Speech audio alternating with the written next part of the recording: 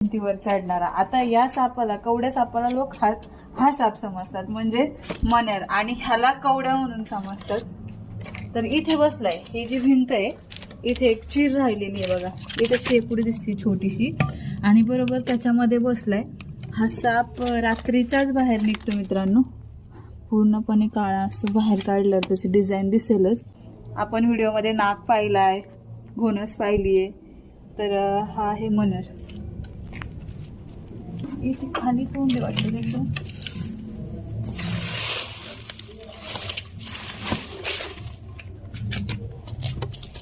हे बघा इथे कसा लपून बसलाय.